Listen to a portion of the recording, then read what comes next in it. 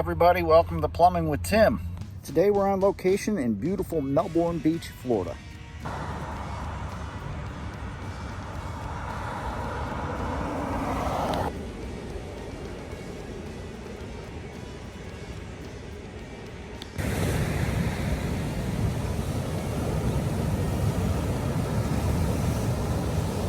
Today we're going to attempt to replace an anode rod. So I don't get the call to replace an anode rod very often because a lot of customers don't even know about anode rods, and things have changed over time. They've made it a little more difficult. It's not like the standard way you used to. Let me go inside and I'll show you. Now, anode rods are installed in water heaters to help protect the inside of the tank.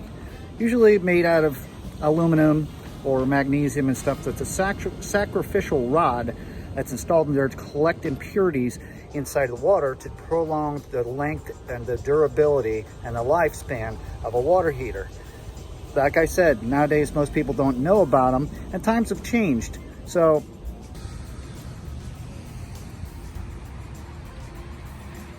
okay, we're going up to a guest house. They have a water heater up here. I got to do that one and another one over here in the main house that's actually a bigger water heater.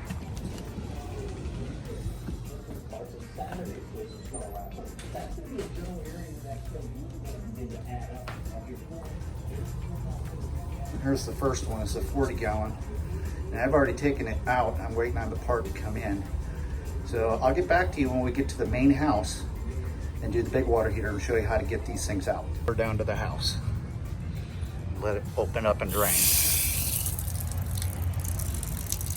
Before we do that, we're going to go ahead and find our power supply water heater. That's going to be the first one.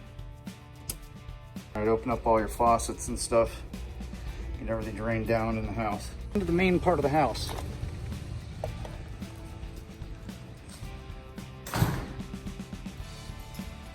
There she is. There's an A.O. Smith. Looks like 66 gallon. Piped in with CPVC. Now usually on these, with the anode rod back in the day, see somewhere on the top where you'd see a little hex head. That's not the case with these heaters these days. The anode rod is underneath this nipple. It means I just cut the water off, I gotta cut this pipe out, we gotta get a wrench on there and get that sucker off. There may be some of you that think that the anode rod is like hidden down in one of these caps here. Wrong, that's insulation. If you can't visually see the top of the anode rod, then it's down in here underneath the hot outlet. So we're gonna have to cut this back and put a towel down. Already drained all the water out of the house and back this guy out of here. Okay, the power's off. Water's off here, precautionary, but I have it off for the whole house. Everything's drained down. Let's go ahead and get this cut back here so we can get this thing off here.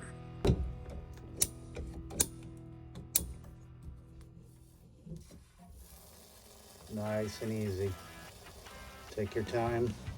Leave the towel down, get all that air out.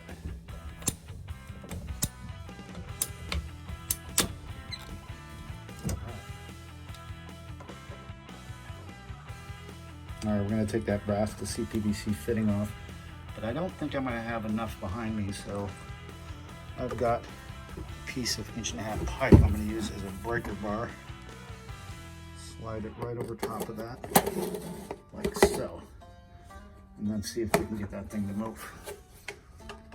All right, we got that fitting off there. Now we need to get this retention clip off of here, and we're gonna ruin this nipple because we're gonna put our pipe wrench on there, but that clip has to come off. All right, she's fighting me. I've already pretty much flattened that thing out. We've got it to loosen up. Let's see if we can get it loose. Oh yeah, she's turning. Oh, just like that. Nice and patient. This thing's gotta come off of here. There she comes. All right, I got it kind of loosened up, or I can turn it by hand. I want you to look at this anode rod when I pull this thing out of here. Here she comes. I might have to use both hands, but look at, that's all calcium corrosion.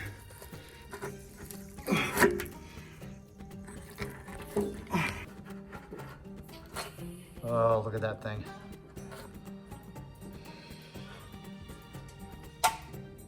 Wow, did you see that?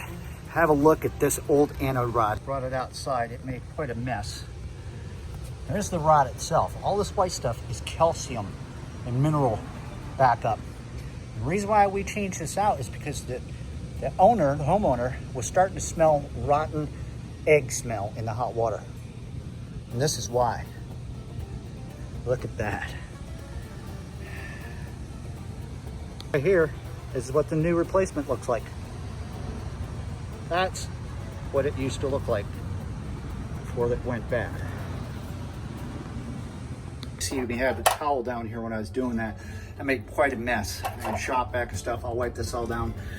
Now I got to get those threads inside of there clean. I'm going to take a wire brush and just get them all cleaned out real nice before we install our new anode rod.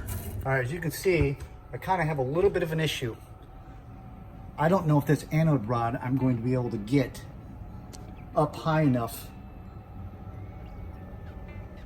to slide down and top over there. So there's two ways of doing this, but before we do that, we're going to prep the anode rod with some Teflon tape and some Rector Seal pipe dope. All right, so you can cut these anode rods, like I said, down to the bottom in order to fit it inside of the heater. But in this case, I've already tested it out and I found another way. You can also get about getting these things in a tight spot. We've got the Teflon tape as well as the Rector Seal pipe dope on the bottom part of the threads that will be threading into the heater. Let's go up top and I'll show you what happens. Nice and gently bend this just a little bit to get it into place. Careful. See, I got a real high. Got to get it in there. Ready? Just like that. Oh yes. Just like that. Slide it down in there. Make sure you line up your threads, no cross threading. Get that thing hand tight. And we're going to prep this with Teflon tape as well as some Rector Seal 5 pipe dope.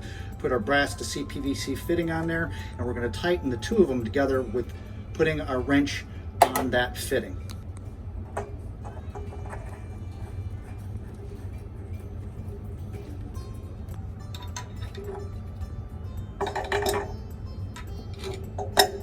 You're going to see both of them start to move as I'm tightening both to the top wrench so we don't mess up that new nipple on the top side. See that? That is a finished product. New anode rod. The new ones come with longer stand-up nipples on there. Okay, so we had to adjust and do kind of loop over system. It's all back together. We're going to give it about 20 to 30 minutes to dry, then cut the water back onto the house, and we're good to go. All right, so indeed, if you do happen to run across a water heater that is the old style, where you can see the top head of the anode rod, you're going to make sure to have to get a deep well, 1 inch and 1/16 socket, and a big old heavy breaker bar to get that sucker off there. That's not the case in most of the new heaters these days. If you missed any of it, go back and watch how I went through the precautions of doing this the proper way. Oh yeah, one more thing. If you find yourself having to replace one of these anode rods, make sure as a precautionary measure to bring along a set of heater element kits. All right, here's the reason why. Is an outside possibility while you're extracting that old anode rod, some of the stuff falls off there, a big chunk back into the tank, and it happens to land on one of these old elements, causing it to break. Next thing you know, you're down the road and you're getting a call to come back because the tenant doesn't have any hot water. So be mindful. That's all the time we got for today. I appreciate you guys hanging out and watching me show you how I replace anode rod on a water heater. It's not as easy as you think. It's not back in the day when you could do it yourself and everything. They've made it much more difficult. So if you don't feel comfortable doing this, make sure to stop what you're doing and call a licensed plumber. Thanks so much for hanging out. Don't forget to subscribe down below. Until next time, this has been Plumbing with Tim. Keep plumbing.